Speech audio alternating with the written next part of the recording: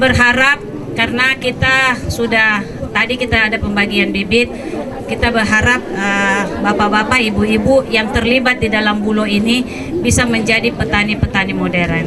Ini di sini khusus Biringkanaya karena acaranya di sini.